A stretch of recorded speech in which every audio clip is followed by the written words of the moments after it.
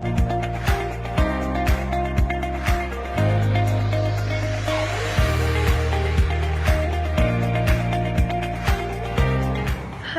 大家好，我的名字叫 Nurul Shafinas，今年24岁。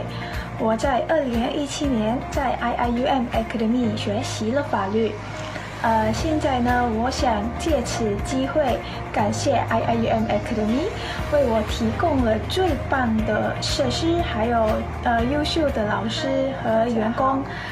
能够在 IIUM Academy 学习是我最好的经验。谢谢 IIUM Academy 学习。 Assalamualaikum. 안녕하십니까 여러분. 잘 지냈습니까? 제 이름은 아비다입니다. 저는 프랑스 사람입니다. 하지만 지금은 저는 한국에 있고 KDI 학교에서 공공정책을 공부합니다. 네. 저는 2016년에 IUM 애캐데미에서 공부했습니다. 네. 재능 있고 똑똑한 사람들을 많이 만났습니다. 처음에는 아랍어를 공부하지 않아서 아주 걱정이 되었습니다. 하지만 IIUM 아카데미 이 교수님들은 친절하고 저는 기본적인 아랍어를 배울 수 있었습니다. 네, 그래서 여러분 걱정하지 마세요. 네, 새로운 IUM 아카데미 학생들에게 좋은 일만 가득하길 바랍니다. 그리고 IUM 아카데미에게 감사합니다. 네. السلام عليكم ورحمة الله وبركاته. أنا محمود حسن بن نجيد حسين وأنا من ماليزيا. انضممت إلى أكاديمية IIUM في عام 2016 وقمت بعمل تحسيس في العلوم الاقتصاد والإدارة. بصراحة كنت قلقة في البداية عندما كنت سوف أشارك لأنني لا أعرف أحدا وهو مكان جديد، لكن بعد الانضمام التقيت بالعديد من الأشخاص الرائعين. كان الموظفون لطيفين وودودين، حتى الدورة التي يتم تقديمها هناك مفيدة للغاية عندما تقدم إلى درجة علمية. لذلك إذا كنت تبحث عن مكان لإجراء دراستك التحسيسية فإن أكاديمية IIUM هي الاختيار الصحيح لك. أتمنى لكم كل التوفيق وشكرا لكم.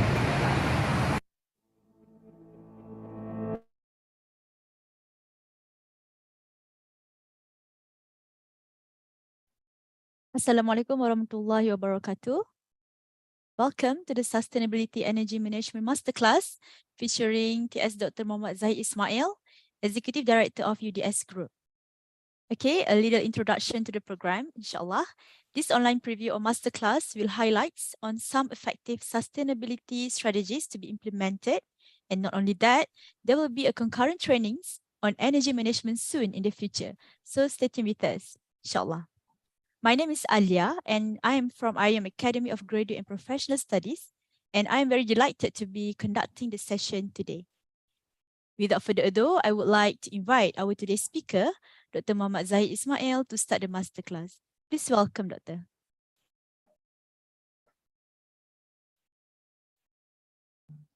Assalamualaikum warahmatullahi wabarakatuh, and a very good morning. I have the privilege to share with you this morning about a presentation that I would like to present on the energy management, and it's in the format of a masterclass format. For this particular program, I will be covering a little bit of everything on energy management, and it will be covered into 3 sections. But before that, I would like to give an overview about energy management in general. Did you know that around the world, currently today, we are fraught with rising energy demands. And according to the US Energy Information, the total energy consumption of the world will be increased by 48% before 2040. And for this particular program, if you're not an energy expert, engineer, project manager, and you're not familiar with the term energy management, you might feel intimidated or not interested in this topic. But here's the thing. Energy management covers more than just switching off some appliances and switching on and off some appliances, because energy management has a significant role to play in many industries, especially in healthcare, manufacturing, hospitality, education, logistics, and even in your personal life. So in this Academy Management Masterclass series, jointly organized by IIUM Academy and UDS Group, we are going to cover some information about energy management, and we hope that you will find the information useful. So once again, we welcome you to this masterclass. So enjoy the session. Now, as I mentioned just now, this masterclass will be divided into 3 main sections. The first section will be covering on energy management system. The second section will be dwelling around energy audit and monitoring. And the third section I will be covering on renewable energy. Now, when you look at energy management, people will ask, what is the meaning of energy management? What's the definition of energy management? There are 3 main categories and definition of energy management. The first one is planning and operating energy production and consumption units of the particular environment, and also planning and operating energy distribution and storage of the particular environment, monitoring and controlling and conserving energy usage in any facility, whether it's in university, whether it's in industry, manufacturing, or in offices. As well as the third one is measuring, control, and optimizing energy usage in order for you to save money and reduce wastage in that particular environment. So the goal of energy management is to save resources, protect the environment, and try to save costs while providing customers with constant access to energy efficiency. Now, when we look at the energy, as far as electricity production worldwide, we are talking about the production in 2018. The world have used around 25,000 terawatt per hour, which is actually 10 to the power of more than gigabytes, terabytes. And most of the consumption is being used by coal, generated by coal, and followed by gas, oil, nuclear power, hydro, and other renewable energy. Same thing in Malaysia as well. Until 2020, the production of electricity is actually generated by oil, coal, gas. These are basically all fossil fuels, and of course others are renewable, which actually is still insignificant in terms of comparison. Now, why do you need energy management? Okay, as a business owner, especially in the post-pandemic phase, companies are facing rising costs associated with energy consumption. Tariffs keep on rising, the inflation rising, production costs, food, everything is actually on the rise. So you need to look at your energy bills, and it can actually take a significant chunk of your profit if the energy prices keeps continuing to rise, and it's becoming difficult to control the pricing as well. And if you look at comparison right now, if you look at TMB, for instance, say like in university, for instance, like in UIA, the bill is on average, we are talking about a tariff of 40 cents per kilowatt hour. In every 3 years, it will be rising how many cents? And by the time it's in 21 years, the tariff will be up to 60 cents per kilowatt hour. So the bill will be very significant in terms of paying managing your resources and your energy bills for time to come. And at the same time, you also want to be concerned about the impact of the environment. And as the world faces growing threat of climate change, business are facing pressure to reduce the carbon footprints and promote sustainability. And this is where all the energy management solutions come into the picture. Now, when you look at a typical business operations, if you look at typical operations, when you look at how company want to make money, will measure in terms of gross profit. And gross profit is equals to sales divided by operation costs, okay, minus operations costs. And most of the operation costs in any business environment consisting of input material, labor, energy, environment, compliance, operations, and others. But energy plays a very big chunk in terms of part of the operations costs. Now, how do the companies increase profitability? How do they actually survive in terms of in today's challenging world? If the energy cost is 10% of production cost, assuming, and if the gross profit is at 20% production cost, and if 20% improvement of energy performance is being implemented, therefore, what we can experience is a 2% decrease in production cost, which is equivalent to 10% increase in profit, assuming all other factors are constant. So you're talking about by having energy, by managing energy effectively, you can be able to increase your profitability and managing your costs at optimum. And having said that, when we look at energy management, why we are concerned about energy management? Because there's a lot of wastages in current offices right now, okay, in universities, in government offices, in manufacturing.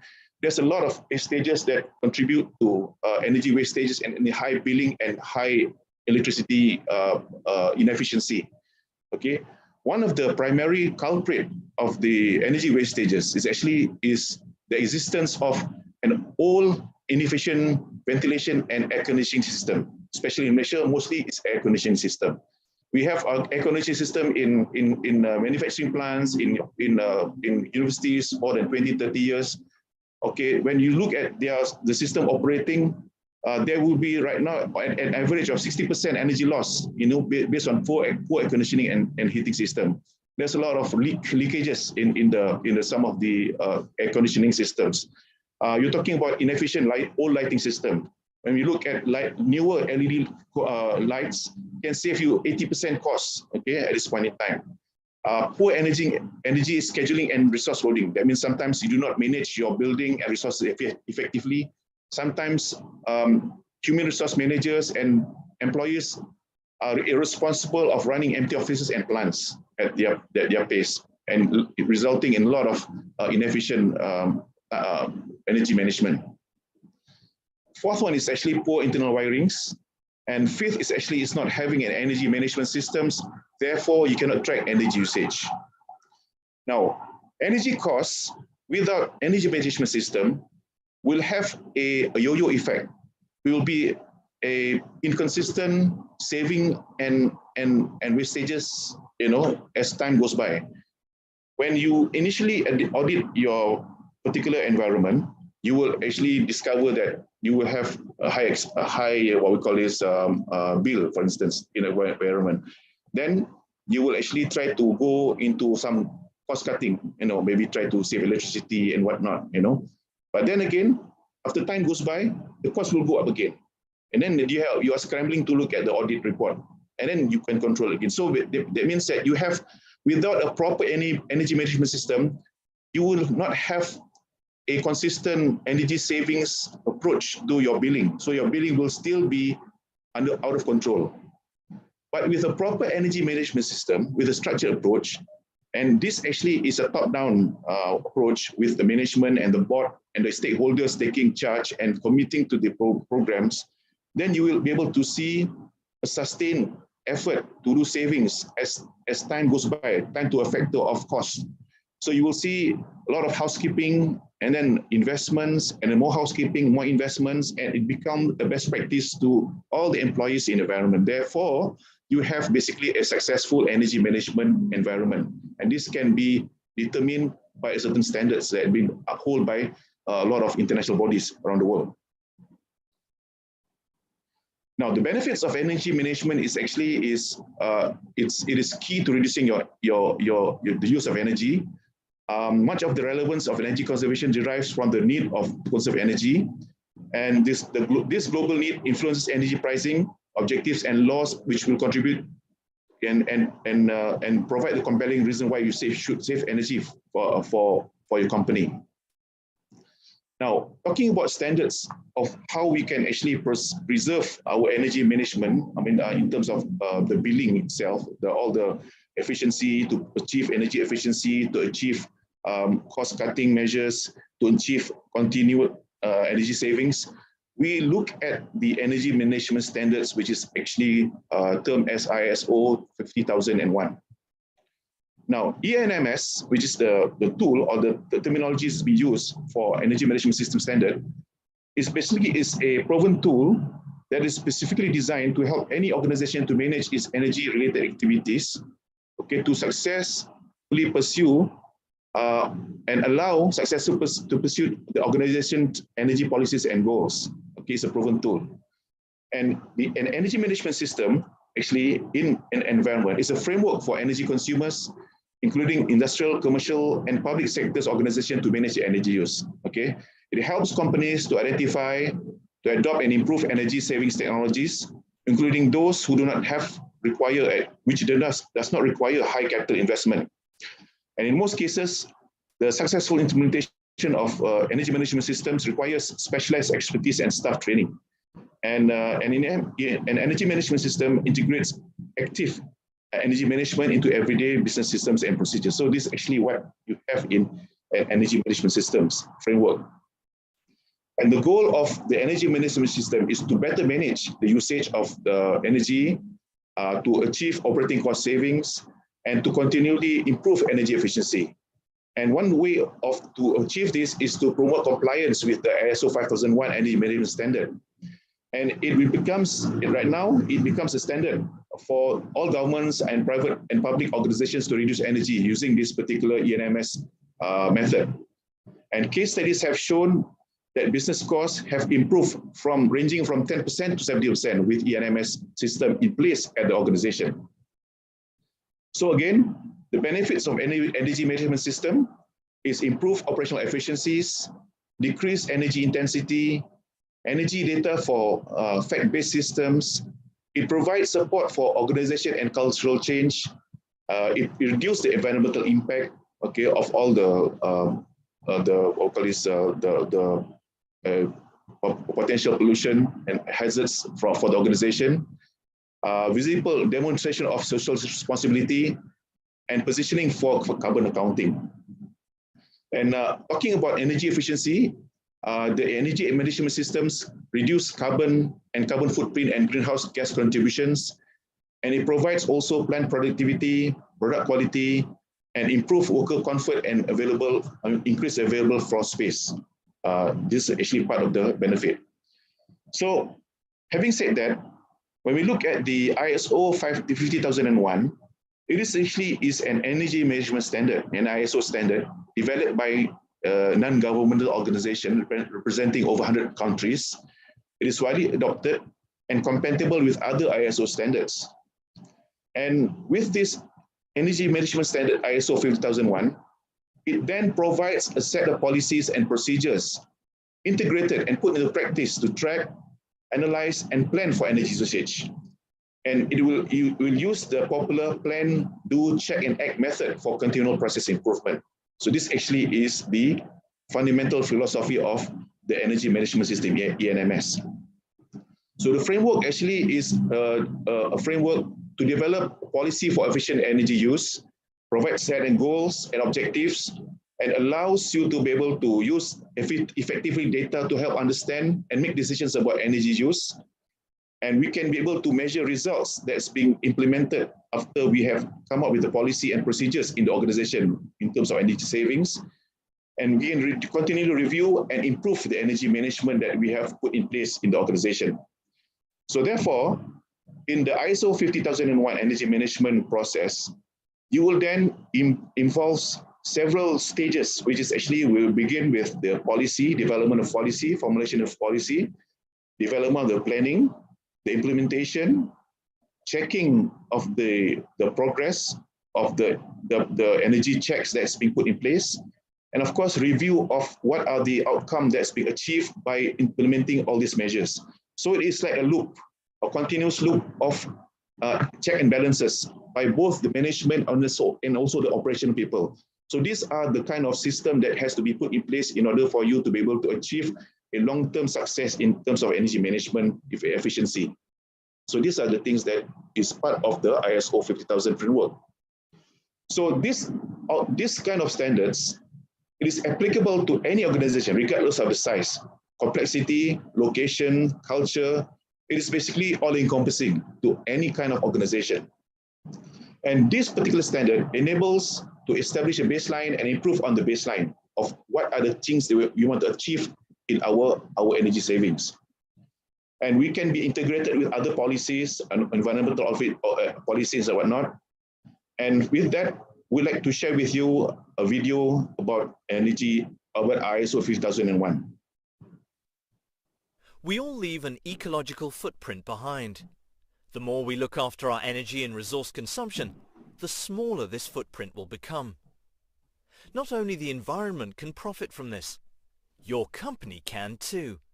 The ISO 50001 standard can help you here. But what is the ISO 50001 about? What are the advantages for you? And how can Xenon help support you in this? ISO 50001 is a standard which controls energy management systems. No matter how large a company is and whatever industry you work in, ISO 50001 can be introduced into any organization. In contrast to many other environmental standards, the ISO 50001 is internationally recognized. With it, a company's energy efficiency can be improved by optimizing resource consumption. Environmental influences are reduced, such as for CO2 emission, resource consumption, and climate change. The number of certified companies is currently rapidly increasing. Many employers are now noticing that a certification brings numerous benefits with it.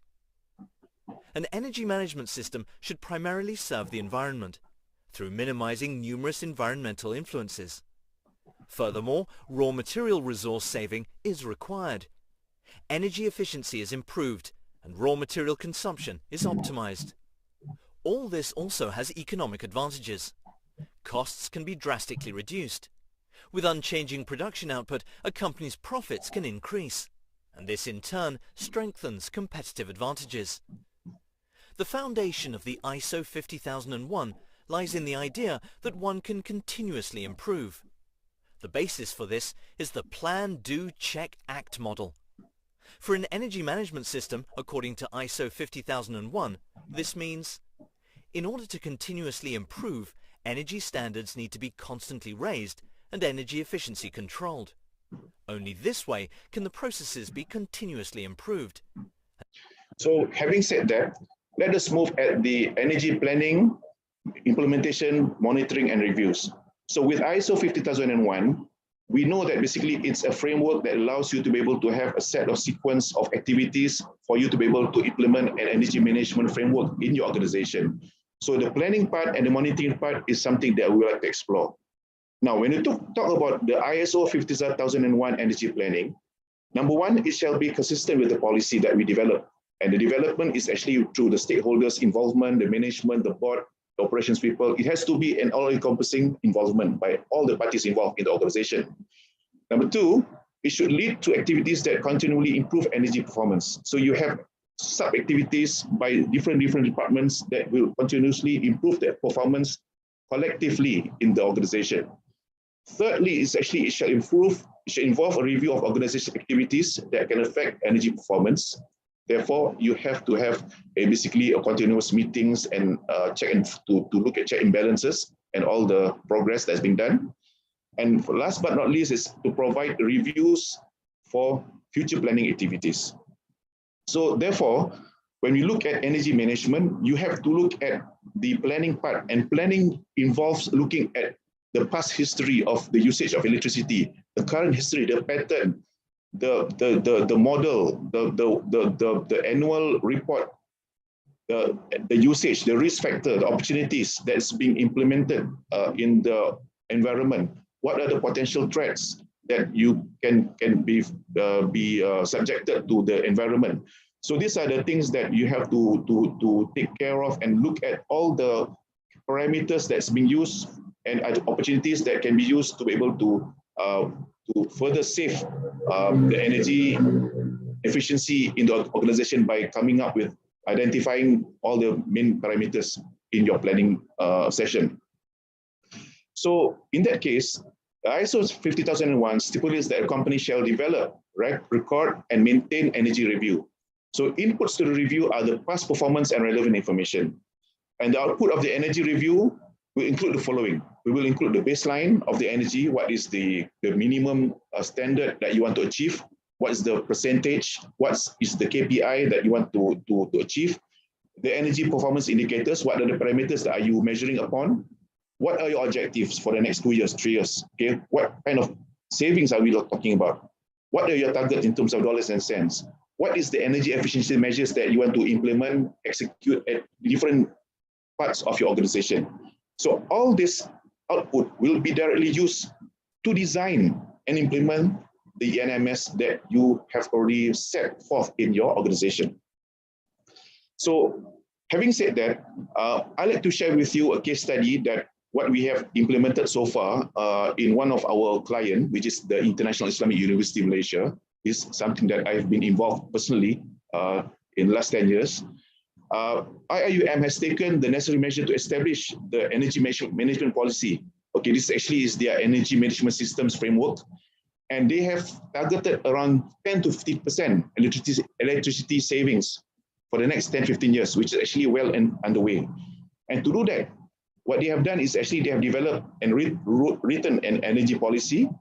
They have appointed an energy management committee consisting of people from different levels of management, also at the working level, setting up accounting centers for different mahalah, for different faculties and different divisions, determining the energy efficiency index, okay, for each of the floors and all the buildings and equipments, working procedures for the new ways of saving energies, doing energy audit, and doing a lot of contracting for upgrading works, and of course, continuous energy saving measures. These are some of the things that has been done in UIA. And when you look at the energy efficiency performance indicators, okay, there are a lot of indicators like the kilowatt hours per year, the consumption rates, the building efficiency, and you look at a lot of other parameters that's being used. And of course, some of it is also be looking at the green building index indication, the index that being used in some of the buildings in Malaysia. So there's a lot of parameters that can be used in terms of how you want to measure the efficiency and also your the parameters for energy savings. So the ISO 50001 stipulates that the company shall ensure that the key characteristic of the operations are monitored, measured, and analyzed at each interval, whether it's like every 6 months or every 1 year. They will actually monitor and analyze whether they have actually met the objective in terms of the savings. Okay, so these are some of the monitoring that's being used. And of course, the use of internal audits is actually most recommended, especially part of the monitoring method. So all these audited results will be maintained and will be recorded and reported to management to see what have been achieved for that particular time interval between the energy savings not implemented, energy savings be implemented, and also enhanced and upgraded as time goes by. So having said that, then we will go into the energy management best strategies. Okay, these are basically the strategies for you to effectively implement energy management systems in your environment. Now, the best strategies are basically the 5 key areas that usually most organizations do when they want to actually do what we call is perform energy efficiency measures and implement energy management system standards in their organization. The first one is actually conducting energy audit. Number 2 is implementing monitoring and analysis methods. Number 3, upgrading equipment and systems. Number 4, implementing energy efficient practices. And 5, utilizing renewable energy sources. Now, what do we mean by all of this? Now, when we talk about energy audit, it is actually to understand how energy is consumed across various facilities, across different departments.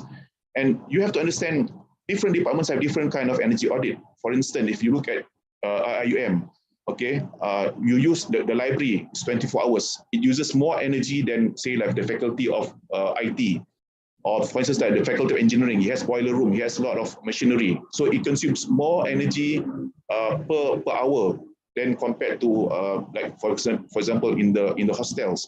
So the energy pattern consumption must be understood by different building and environment. So that's why you need an audit. So this process allows you to identify potential areas for energy reduction, where to save money, where to actually create energy efficiency measures in all this particular environment. The second one is actually to implement monitoring analysis. So that means by having an analysis, by using all the tools that we have, we can actually keep track of the consumption and associated costs. That means how many wastages has been implemented, how many wastages has been occurred, the occurrence of wastages, how much savings can be implemented, what are the trends, patterns, and areas of waste that occur. So we can actually track where are the red zones for all these energy wastages. The third one is upgrading of equipment and systems. Okay, like I mentioned just now, old and inefficient equipment and systems can be a significant factor in wasted energy, because the older the system, the more energy wastages that it creates, especially like lighting. Older lightings takes more energy. You know, the older bulbs and the old air conditioning systems take much more consumption, and the billing is much higher than compared to the newer systems. And of course, when we talk about implementing any energy efficient practices, so not just the equipment that we can change, but of course, new procedures can also reduce energy consumption and operational costs. New procedures, new methods, new best practices, new ways of working will also be able to save a lot of energies. And of course, utilizing renewable energy sources. That means some of the environment, we can look into incorporating new energy. For instance, like, you know, some universities, some uses the use of solar panels to reduce energy in terms of energy consumption. And of course, nowadays we're talking about the use of biomass, okay, as an alternative to existing TNB supply. So these are a lot of other activities on renewable energy that can be used to be able to save energy, to make energy management more successful in the environment. Now, having said that, I would like to share with you another video on energy management, and this one is a standard, international standard, which is actually developed by United Nations themselves. Okay, so this one is a very interesting presentation. The United Nations Industrial Development Organization, UNIDO, assists industry within developing and emerging economy countries to transition towards a sustainable energy future. This video explores how organizations can improve their ad hoc energy management that detracts from consistent energy efficiencies or improvements. By utilizing the International Standard for Energy Management Systems, ISO 50001, organizations can develop a structured energy management system, or ENMS.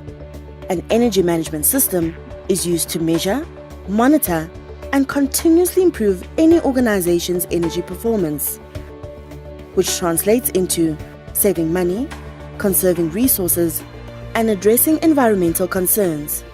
It is a comprehensive and structured approach to energy management, a practical framework modeled on the plan, do, check, act methodology. Let's look at how you can implement an energy management system in your organization. In the plan phase, the very first step should be to secure management commitment. This is crucial. Explain the business benefits for taking a systematic approach to managing energy, and ensure that the leadership agrees to be involved and is visible in the activities of the energy team.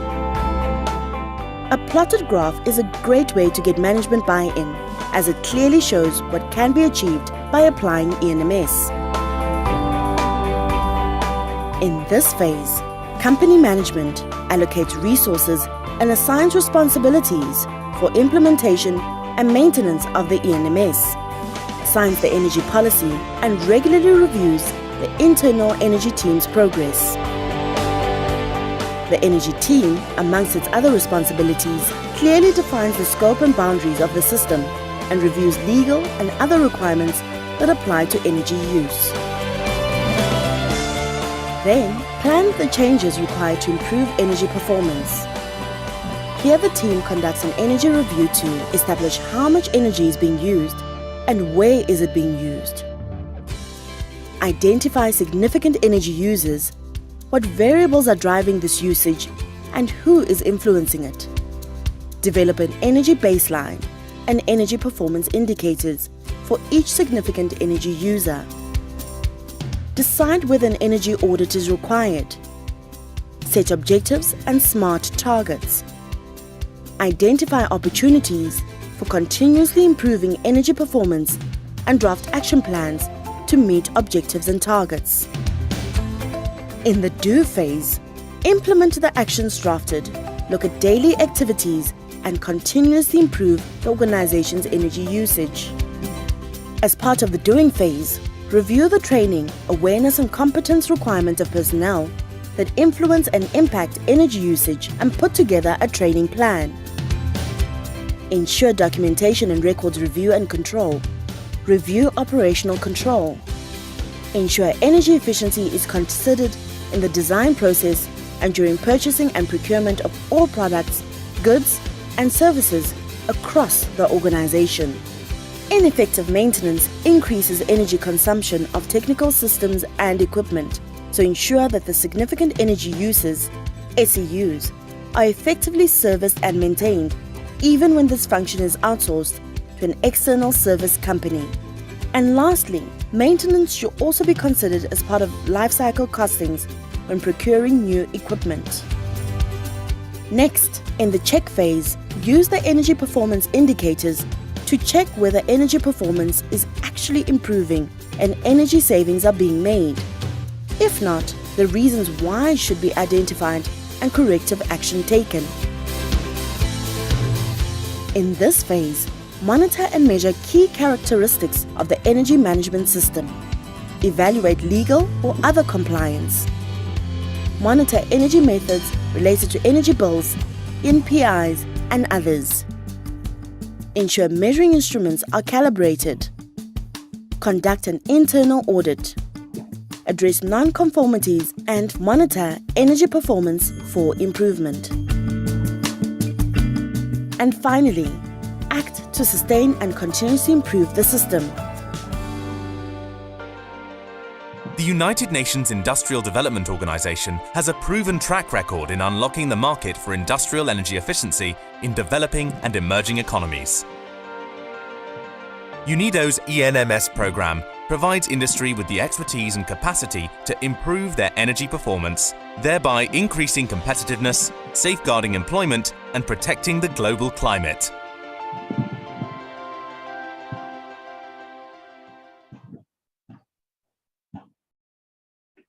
So in line with the UNIDO's ENMS standard that we implement worldwide, okay, it is also being adopted in Malaysia and also other parts of the world. In order to do that, you have to comply to a lot of regulations, okay, especially if you want to do it in a very big scale. Now, in Malaysia, for instance, if you want to actually implement energy management regulation standards in each of the organization, you need to have certain criteria. Usually, if in any big organizations like TNB or basically GLCs or companies that using more than 3 million kilowatt of any power supply, okay, and right now you're talking about 1,600 installation, you need to appoint a registered electrical energy manager, a manager, and you have to appoint one manager and submit confirmation of the policy of the appointment. You need to submit electrical energy management policy, EE energy objectives, electrical energy management accounts and documents. So these are basically standard for you to be able to provide. These are some of the requirements that you have to furnish in order for you to achieve ISO 50001 in your organization. So if you have to be certified, you have to fulfill all these requirements in your organization. And of course, at the same time, we also look at standards, or we call this minimum energy performance standards for not just environment, but also appliances. Now, I think you've seen this a lot in a lot of electrical shops, for instance. Right? If you look at any products that you buy, like air conditioner, refrigerator, TV, and whatnot, you will have basically at the back of the product, you will see this MAPS rating, MEPS rating. You have like 1 star, 2 star, energy star rating. This rating, when you look at the equipment, is to specify the minimum level of energy performance that can each of these have to achieve in order for them to be able to be sold. So that means you have to have a certain energy performance that is being rated over there. So you have a star system. Now, this energy efficiency, this star rating also can be also extended to buildings and also offices and environments based on this ISO standard. Now, what happened is in Malaysia, when you talk about having all this registered energy manager, what they do is basically they will actually do auditing of all the buildings that they want to audit that will get certified ISO 50001. They will actually have what we call this decision to certify or not. Now, independent auditor, like all these energy manager, is actually can be appointed to actually become a third party to audit your building to make sure that you comply to all this requirement. It is not mandatory, but it is highly recommended in order for you to achieve this 50001 standard. Now, this also I have a video about how this energy management can be achieved in Malaysia, for instance. This one is actually some of the very interesting success stories that I think a lot of clients will want to see. Some of the offices in Malaysia that's been implementing this. And this one is actually based on Asian initiative.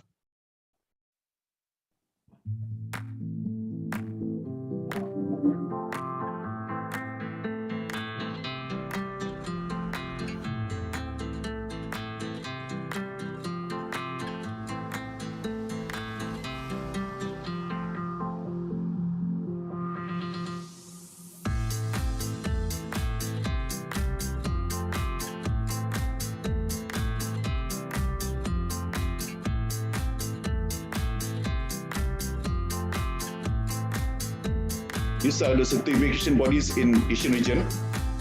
Malaysia is one of them, under Green Tech. They provide gold certification for organizations that comply to ISO 50001 standard.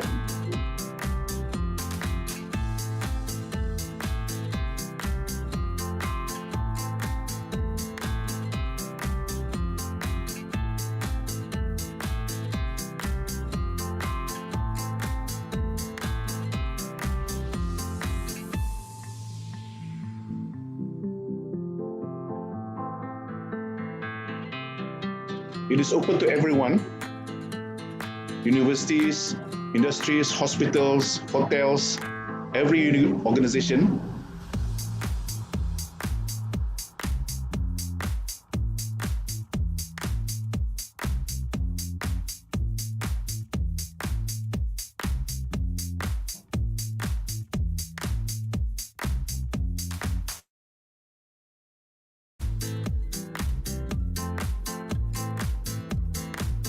So it has been quite a while. A lot of companies have participated already in this.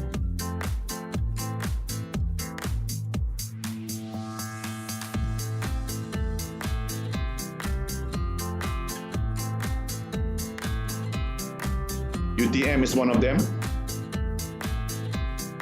Actually, UIA also have achieved, but we have not submitted our 3-star certification. So UTM saves 7 million energy bills.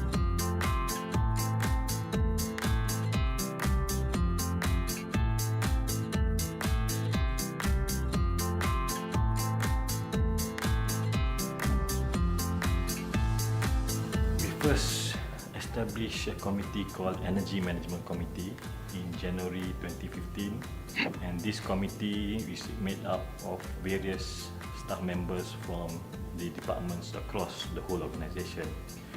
And this department would be clinical department, nursing, finance, corporate, and also human resource. So what we have done throughout the years is establish subcommittees that spearheads various sub-activities within the Energy Management Committee, and this would include the education and awareness, the operations and maintenance, plus the technical activities according to the scope and services. The savings that we have managed to achieve equals to about 4.5 million kilowatt hours, or RM 1.6 million, for 3 years, ranging from 2014 to 2016. This has also translated to about 3,000 tons of CO2 reduction. IMAS energy program has been started in Malaysia for since 2010. Yeah. Since then, we have received overwhelming response from the private and government sectors. Currently, there are more than 100 hospitals have embarked into this program, and there are more than 15 private and government sectors who also embark on this program. Next year, we're going to have a few more hospitals and a few more private sectors embarking on this program.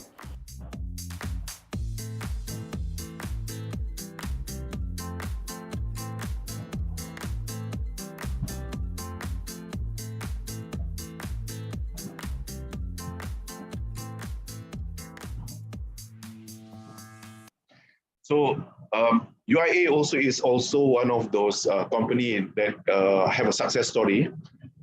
We also managed to do a lot of savings in Gombak in terms of our bill.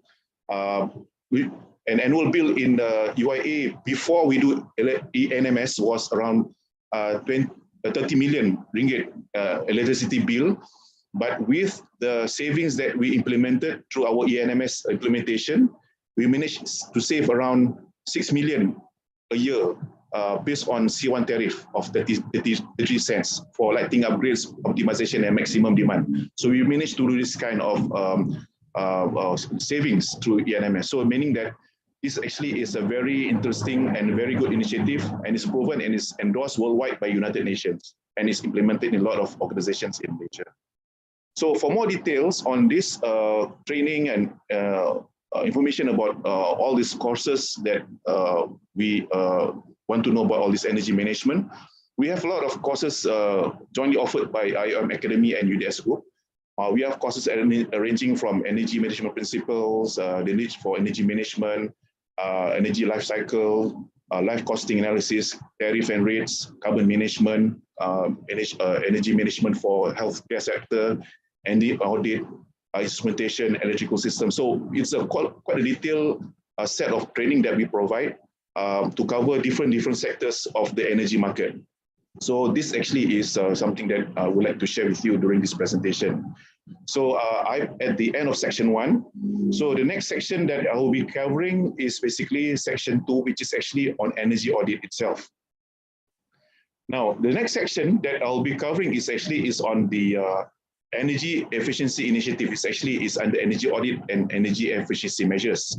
Okay, as part of the monitoring of the energy management, okay, after you do what we call this energy management policy, energy management plan, after you implemented all the measures, or before you do the measures, you have to audit on your inventory and basically what you have in order for you to determine what is the current situation and what we want to go for the next situation. So what is an energy audit? An audit, by definition, is a systematic inspection and analysis of energy use and consumption in the location, building, system, or organization with the purpose of identifying and inform about the flows of energy, the inflow and outflow of energy. And number 2 is to identify potential areas of improvement for energy efficiency. So this is the reason why we need energy audit. So that is why energy audit is very, very important phase in any energy management systems implementation, because that will be your determining factor whether it's a success or not. Audit is the very critical factor. So according to TNB, Suruhanjaya Tenaga, the Energy Commission, all buildings in Malaysia must undergo regular energy audit to make sure that the cooling systems are functioning correctly. That's basically the ST requirement. So it involves a technique or system that reduces the amount of energy input while maintaining the system output. So that means if we do some kind of tweaking to the system, okay, or some kind of measures so that we can actually reduce the energy input but maintaining output. That means the efficiency is much more better than the way it was before. So the objective of the audit is to determine ways to reduce energy consumption per unit of output or to lower operating costs. That's basically the objective of audit, the end goal of energy audit. So benefits actually is reduce energy consumption, reduce energy costs, reduce environmental impact like CO2 emission, raw materials usage. You can optimize operations and extend the working life of the equipment. That means the equipment will last longer than its life cycle can last longer. learn more in depth about your energy process and facilities in your environment. That means you know more about what is going on in your energy processes in your office and your facility, and comply with the legislation and national standards. If you want to be accepted as ISO 9001 by international standards or Malaysian standards, this is actually one way for you to be able to achieve it by having your asset being audited, your energy asset audited from time to time. So as part of the energy management development, we need to do energy audit and reviews. And the end result of energy audit will be a set of energy efficiency measures, EEMs. And then, meaning that the end result is actually the energy efficiency measures. So for monitoring, the main aims is to check whether the implementation of the various EEM has been successful or not. So that means the EEM will be what we need to focus on in order for us to save energy. That's what we want to do. So we want to identify what are the EEMs for each of the system when you do the audit. That's basically what it's all about. So when you talk about audit, there are several stages of audit and several complexities of audit. There are basically what we call a preliminary audit. Okay, that's the basic audit exercise. Then we have also a detailed audit, energy audit. Okay, that's basically a more complete audit. And of course, a large-scale audit, what we call investment-grade energy audit. So these are the types of audit that's being implemented. Sometimes you only need preliminary and detailed. You don't need investment-grade audit. Sometimes you only need preliminary. You don't need detailed on investment audit. So it depends on the situation of the environment. Okay, so these are the kind of things.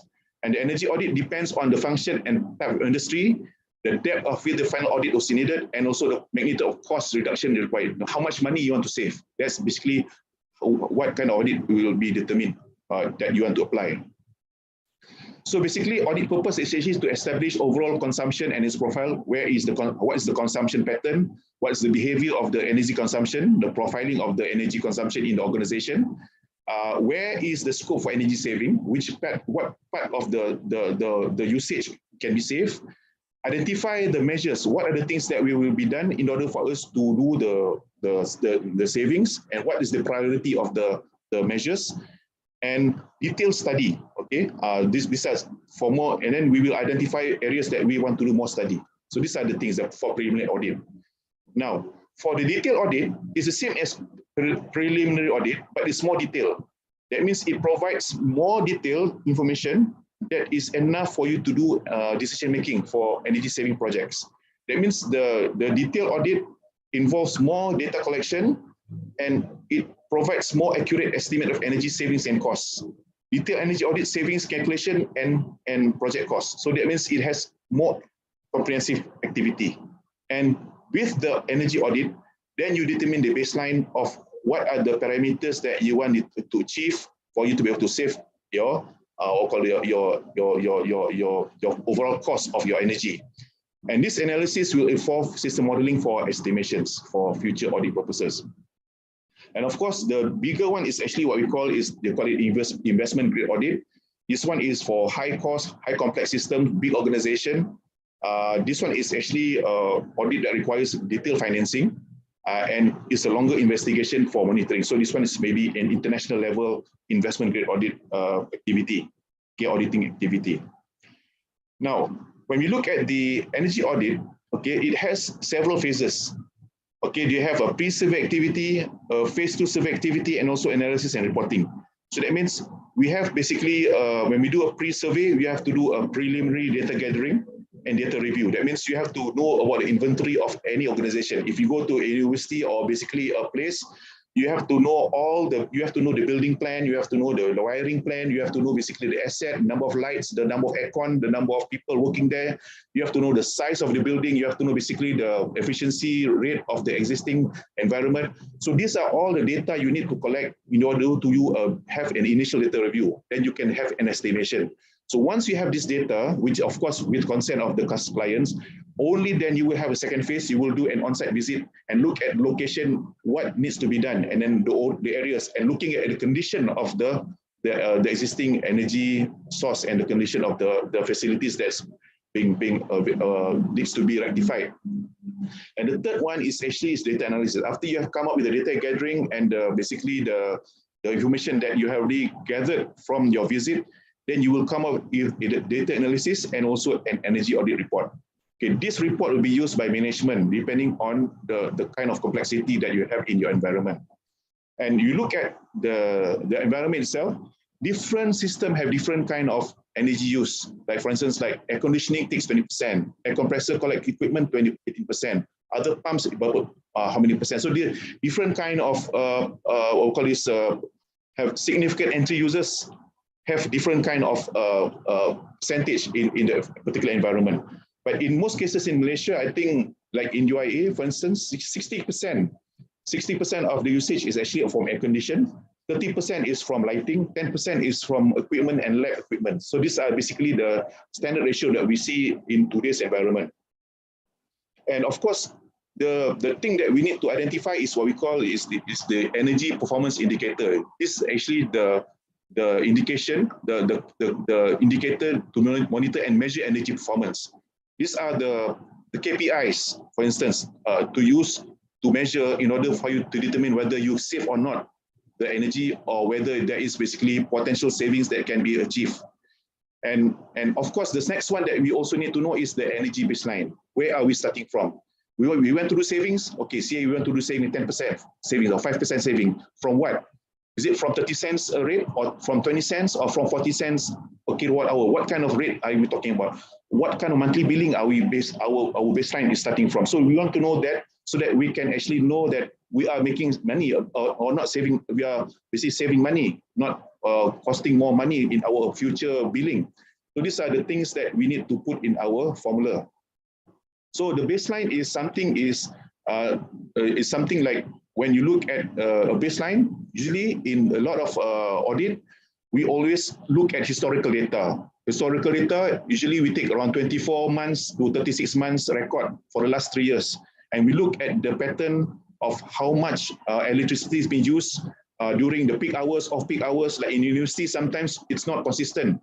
During holiday, the energy usage is lower than normal semester. So that means the pattern is different. So they need to have an average calculation of, per month basis based on over a period of 12 months to come up with the average baseline of how much savings that we are talking about per year that you want to do savings. So these are the things that we have to initially calculate. And of course, we have to look at energy analysis. You have to analyze the building, how many number of lights. For instance, like if you have like in a university, you have like 22 buildings. Each building have like 4 floors. Each floor have like 10 rooms. Each room got like maybe 5 lighting systems. So each lighting system got maybe 2 bulbs. You have to calculate every single one of these bulbs for you to be able to come up with a proper collection of how much electricity emitted by each of the diode of the particular bulb. So from there, you will basically know what's the consumption of the electric lighting. That's one component. And then you need to know about the glazing, the factor, the heating factor. You need to know about the insulation, whether there's any lack of insulation or not for air conditioning for it to be leaked out or not, something like that. Or you look at basically the roof insulation for the sun. Okay, so these are the things that we need to know. Wave light. Okay, look at the electricity, the wiring. So it's a very detailed activity you're talking about when you talk about audit. And then of course you look at the backbone network. Sometimes you look at basically all the data network that's available, what kind of systems that you have. Because sometimes when you do analysis, you need to have what we call a sensor. Okay, what we call this a submeter that you need to put at each building for you to monitor the building's usage. And in most cases, a lot of universities, a lot of buildings, a lot of organizations with multiple buildings, you do not have submeter at each building. Sometimes they have only 1 meter at the overall complex. So you need to have a sub-installation for you to be able to monitor detailed data for you to do data collection for the audit. So these are some of the things that you need to know. And of course, when you look at the EEMs, just now, the energy efficiency measures, we need to actually identify it so that we can come up with basically the EEM that is technically feasible and economically cost-effective. That means when we talk about cost-effective, when we do these measures, we must make sure that our saving, when we invest in our energy savings, it must be what we call this accounted for in terms of its payback period, the net present value, and also internal rate of return. So that means whatever we invest, we have to make savings. Whatever we implement, we have to have savings and return on investment for all the savings that we are implementing for the next 10, 20 years. So these are some of the energy efficiency measures that we implement for our energy management. Okay, like there are 3 types of energy efficiency measures. Some of it, the first category, you don't even need to invest in any new system. It's no cost because it is only talking about fine tuning of services. For instance, like air conditioning. When you switch on the air condition from 7 to 9 p.m., 7 a.m. to 9 p.m., maybe what you do is you start the air conditioning from 8 a.m. to maybe 7 p.m. So you cut down the hours of air conditioning on. Or you're talking about building pooling. Sometimes in universities, you have students go for tuition at night, maybe at 10 buildings. Maybe what you can do, you switch off 2 buildings, so we only make them focus on 8 buildings. So these are some, you're talking about fine tuning of scheduling and whatnot. User awareness. Maybe instead of air conditioning, you put at 18 degrees, maybe you raise it up to 20 degrees. So that means it's not so cold, but it's cool enough for you to be able to have comfortable working environment. Load usage, repair installation. These are some of the categories for energy measures at no cost. Okay, but if you're talking about initial investment, okay, if you need to do some kind of low cost investment, it's like, for instance, like you have to invest on cooling system, you have to put sensors, you have to put lighting system and technology improvement, you change LED lights, you have to put monitoring and targeting systems. And of course, if you want to talk about high cost, you have to do major changes in the equipment. That means you're talking about system change. You have to change like maybe some of the district cooling system or cogeneration, fuel conversion. These are some of the very high expensive change that needs to be done if the system is that old, and it's really something that we need to do. So it depends on how much money you want to save and how much you want to invest. So these are the management questions that one has to ask in order for you to actually set up your management plan and for you to be able to do your EM in your energy efficiency initiative in the university and also in the environment. So see, these are some of the energy efficiency measures, for instance, like boiler fan, train operators refrigeration efficiency, replace lights in warehouse. These are some of the measures that we do. Okay, in energy efficiency after we do energy audit. And then from there, we look at how many savings that we can save. Okay, and then from there, we look at the status, whether, the savings are achieved and whatnot, and the potential payback in years. So these are actually something that we do in our audit. So it's very, very accurate and basically something that you can use for future auditing and future energy savings for each and every one of the environment. And some of the things that we need to do in energy savings after we do what we call this, one of the things that we do in the low cost and high cost improvement is actually what we call retrofitting. Retrofitting is addition of new technologies to all the systems. Usually especially in UIA, for instance, we do a lot of retrofitting of like LED lights, lighting system, which we retrofit. Okay, we change the lighting system, we just change the bulbs. Okay, some of the air conditioning system, because of there's some leaks and also inefficiency in the way the aircon is being emitted, we put sensors at some of the chiller rooms. Okay, the sensors will control the temperature and also the input-output of the aircon conditioning going up to the ASU and whatnot. So these are some of the things that we put or invest in order for you to do retrofitting to actually manage energy savings in the existing building. Okay, it's not a total replacement, so it's retrofitting. And how do we do this? We do this by implementing several approaches. Okay, one of them is what we call EPC, Energy Performance Contracting. Now, EPC is a business model, actually a business proposal. It's a turnkey project approach whereby the customer implement energy management initiatives in this environment with an energy service company. That means a third party will go into the environment, for instance, like in a university, for instance, right, UIA or UKM, for instance. Okay, they want to save their energy, but they do not want to invest in any single cent. So they will appoint an energy service company, ESCO, they call it ESCO. This company will do an audit and invest what we call this, the low cost and high cost systems, okay, and they will retrofit the systems into the university environment at no cost to the university. It's all taken care of by the energy service company. They will invoice everything.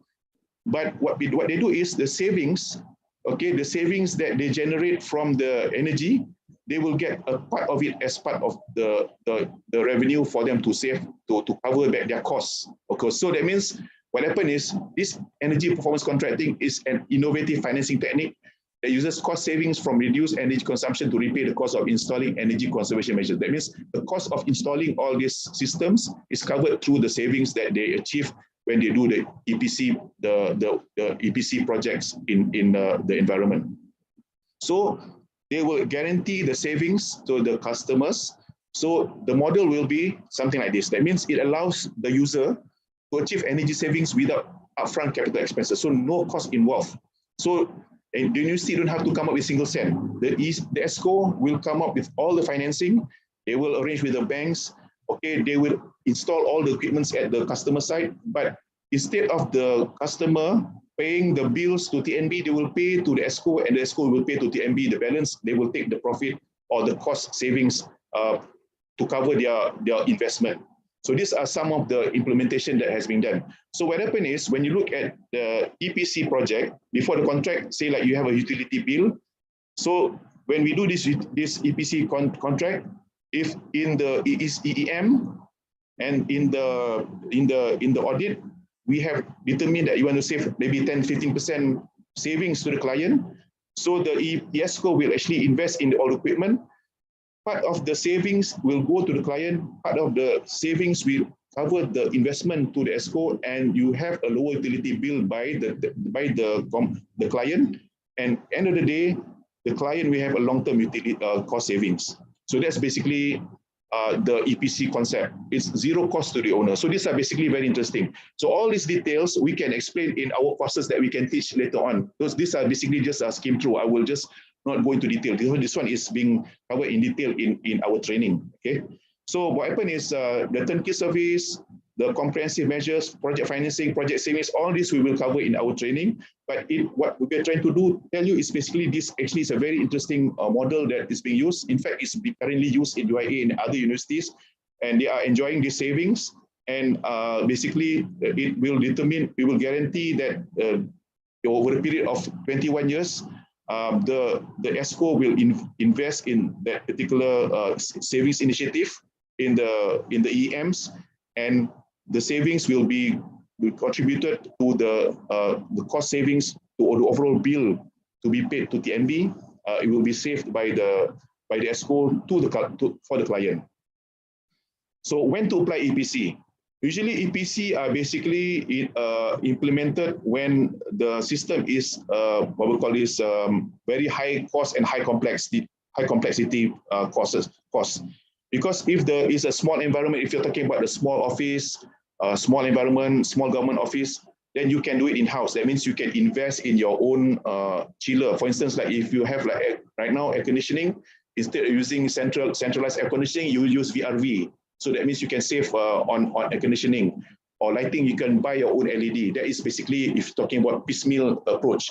But if a high complexity, like if you are in a university, you're talking about in UIA, you have like 22 buildings, 22 academic buildings, 170 halah, okay? You're talking about a total of close to 200 buildings. That's very high complex. Then you need EPC. So it depends on the environment. So these are some of the instances where you need to apply this. But in detail, we'll be teaching you in our classes lah.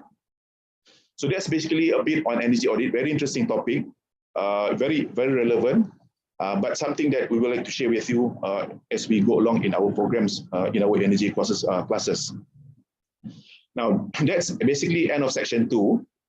Coming up is actually on section 3. I just want to cover a bit on renewable energy. This one is also very important because renewable energy is something that what we call is a trend that's becoming a fast important direction by most developed countries, especially in our initiative to combat carbon emission. Because right now we are talking about, in fact, yesterday I heard in the news that basically most countries like Germany and also even in US, they are targeting 2040 as the year to reduce, to make sure to maintain the temperature rise up to only 1.5% temperatures centigrade worldwide. So that's basically their aim. So when we do that, we need to understand a bit more on the renewable energy. Okay, renewable energy is basically resources that are naturally replaceable. Okay, energy sources that are naturally replaceable. Okay, replaceable energy may come from what we call hydro, solar, wind, geothermal, biomass, tides, and wave. These are basically replenished energy, can be replaceable. Okay, so these are renewable energy is an option to replace depletable sources. Okay, depletable sources are sources that will finish, like oil, gas, coal. Okay, like Petronas oil is about to finish already in Malaysia. Okay, so gas is going to finish sooner or later. It will deplete. Oil will sooner or later will deplete. Coal, same thing as well. So depletable sources like oil, gas, and coal will be replaced by renewable energy in the future. So for Malaysia, the Sustainable Economic Development Authority, SEDA, have put a target of 4,000 megawatt, okay, RE capacity in 2030. They targeted this kind of capacity of what we call this renewable energy for the next, what we call this, 7 to 8 years. Now, the benefits of renewable energy actually is clean source of energy, lower environmental impact. Okay, is actually for the future generations. It provides security, and these are basically is a clip by the New Straits Times in last year about the target set by the Malaysian government in 2035. That means we are talking about the Malaysian government is targeting 40% renewable energy by 2035 by having a lot of initiative. That means like the solar, biogas, biomass. So Malaysia is very involved in the renewable energy initiative. So these are basically some of the renewable energy compared to the what we call this the conventional energy use. We're talking about the conventional, the main renewable energy that we see right now is hydro. Okay, being used by a lot of what we call this dams and to generate electricity. Then followed by solar, and then followed by biomass, wind, and geothermal. Okay. So solar is basically the most what we call this feasible solar energy because solar energy right now, there's a lot of manufacturers that provide solar. In fact, a lot of Malaysian companies providing solar panels, okay, to a lot of what we call this install base in a lot of customers and whatnot. And basically, solar means photovoltaic solars means that it changes sunlight directly into electricity. The solar plants itself generates electricity when the heat from solar thermal collectors is used to heat a fluid which produces a steam that's used to power generators. So that is basically just solar power plants. Benefit of solar energy, of course, they do not have air pollutants, no carbon emission, minimal impact on environment. But the only limitation of solar is the amount of sunlight, because it's only from 10 to 2, usually 4 hours a day. Okay, that's the only time that you can have maximum exposure of maximum efficiency on the solar panel is usually 4 hours a day, because that's where all the what we call this light basically dispersed by the sun. Because in the morning only you can see the blue light.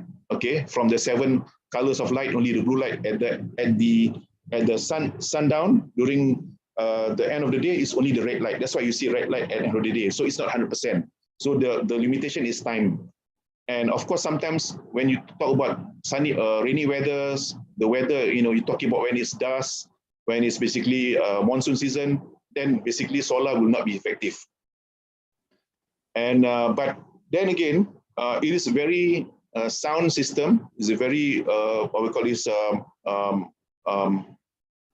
commercially available in the market right now, and it is being used by a lot of industries. For instance, in telecommunications, Okay, right now you're talking about some of the telco, especially when areas where there is no grid. Okay, telecommunication right now in the government's effort to put 5G, to other in remote areas.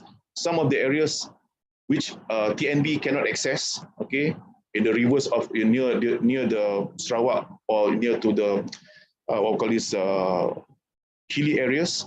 Okay, you can use solar panel as part of your strategy to be able to provide coverage. So this solution allows long-term operational costs, and of course, it's an on-site leasing option to reduce diesel dependency on existing generator set. Because sometimes right now, when you look at some of the telco towers, okay, there are two types of power generation. One is through conventional TNB, okay. The other one is through diesel generator set, because sometimes at night when you want to actually have a backup power supply, you use a generator set, and generator set uses diesel. Diesel is very efficient. So what happens is you need to have what we call this an alternative. Therefore, you have basically this kind of solution. And when you look at basically solar energy, you have basically an average of these are basically the map of Malaysia. You need to know about the irradiation or how the exposure of the sun covers different parts of the terrain. Okay, different parts of Malaysia have different kind of irradiation. That means some part of Malaysia have better exposure than other parts of Malaysia. Okay, and usually in Malaysia, the northern region and few places in East Malaysia has the highest potential for solar energy application. That means it is the place where the solar panel will be the most effective. That's basically a fact. Okay, so meaning that if you look at the data, the best place for what we call this solar irradiation is somewhere in what we call this in Kota Kinabalu. Okay, at 1900 okay kilowatt hour per meter square, and Penang in Georgetown. These are some of the places where if you put solar panel, it is most effective. Okay, and least effective in Kuching and in Bangi. These are basically some of the facts. It's not significantly not effective, but it's more effective than the other. So having said that, when you put all these, what we call this telecom towers, okay, so when you take the irradiation map and the telco coverage, this actually is good for what we call this remote location, okay, for the next 10-15 years, like Kota Kinabalu, Wayan Lepas, Georgetown. So you can put all these remote areas solar panels for you to be able to have continuous telco coverage, for telco transmission tower to operate within all the consumers. And the next kind of energy that we're talking about is basically biomass energy. On top of solar, the next renewable energy that we are talking about is the biomass energy. Okay, biomass energy is actually, it comes in many forms. Okay, but when we talk about biomass, actually we're talking about wood chip, wood pellets, biodiesel, bioethanol. These are basically material that comes from living things. Okay, so these are the things that we use to fuel the energy, to generate energy from all these particular sources. Now, these are basically energy generated or produced by biomass materials used for energy plants, such as palm oil waste or garden waste, whereby the energy from this can be burned to be converted into electricity. So that means like all these sources like forest crops, agricultural crops, sewage, animal residues, municipal waste, industrial residues, these are all basically biomass that we can collect and we can generate and basically come up with energy from this particular source. Okay, that's biomass, wood chip, wood pellet. And what we do is we have plants to do this kind of biomass, okay, usually from palm oil, mostly it's from palm oil, like Felda, FGV, and Alam Flora. They have basically an agreement to provide all this biomass to all these plants. And with all this particular potential, these are basically some of the data that we collect in terms of forest residues, palm oil biomass, solar thermal. This can be used to provide energy to key locations, like potential locations. Now, even in UIA also we have some proposal going around. We are planning to do biomass project in UIA. Biomass usually they require around, as a comparison, 53 metric ton of per hour of steam. Okay, 50 metric ton of steam will require a mix of around 1.5 tons per hour wood chip supply or 35.3 tons a day. So these are the kind of data that we need to make sure that we can have the right supply every day to generate this kind of what we call this 1 megawatt, 2 megawatt, 6 megawatt worth of power to the universities and also to other places to generate biomass energy.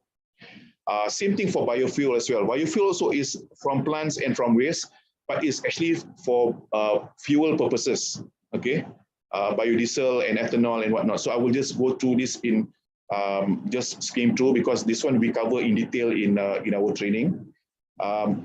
Wind energy is also another form of energy that is provided that can provide energy, but these are basically more into Western countries because in Malaysia, I think mostly the speed of the wind are basically, in Malaysia it's not so fast. It's only towards the East Coast they have like a better speed. So these are some of the available energy that we have, and but it's basically another form of alternative energy because it provides clean and renewable energy source of power. But it also provides a threat to wildlife energy because it can affect birds and it provides noise and visual pollution, okay, to the neighboring people. So these are some of the setback for wind energy.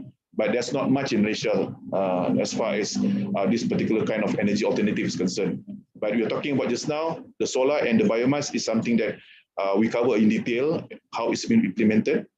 And this is just basically, I'm just passing through on some of this energy. And again, for more details about all these training courses, we have a list of all the courses that we provide. I can pass to you to our team later on. They will explain in detail the courses that's available. But in a nutshell, I think that's basically what I'm covering for this masterclass. I know it's basically in a general because to cover all this in a very short time is quite difficult, but that basically gives a nutshell of what energy management is all about. There'll be more details, especially in terms of calculation when you talk about life cycle costing analysis, tariff rates, how to actually develop an energy management system. There's a lot of accounting, carbon management accounting that is offered if you want to go into that particular route. Okay, audit also, we have a detailed audit course and all that. So there'll be more courses that we offer that can allow clients to understand more detail on how they can appreciate and apply energy management in their environment. So with that, I'd like to end my speech by thank you very much for your time. Jazakallah khair kasira. So again, thank you very much. So all the best. Thank you very much. Thank you, Dr. Muhammad Zahid, for your sharing of knowledge and experience. Okay, we hope everyone has benefited from this online preview on sustainability energy management. So after this, we will open the floor for questions and answer. Okay, for Zoom participants, please get ready if you have any question. Okay, you may unmute your mic and ask directly to our speaker. And for viewers via YouTube, you may drop your questions at the chat box and we will read it during the session. So do we have any question from our Zoom participants right now? If you don't want to unmute your mic, you can just drop your questions at the chat box.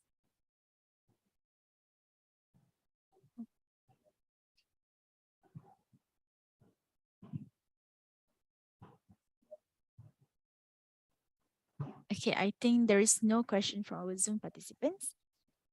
Okay, same as the YouTube channel, but it's okay, don't worry, because we will give you some good information about the trainings.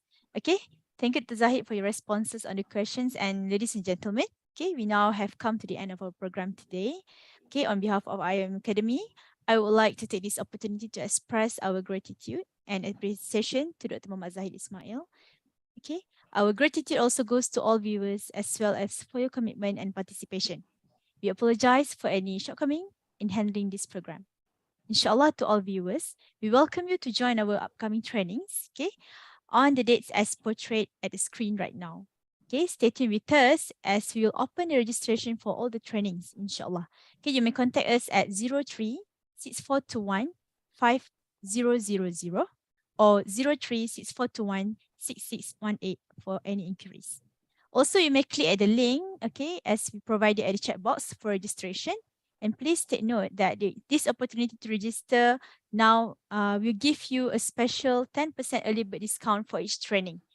We look forward to seeing you again, inshallah. We will now end our session with the recitation of Tasbih Kifara and Suratul Asr.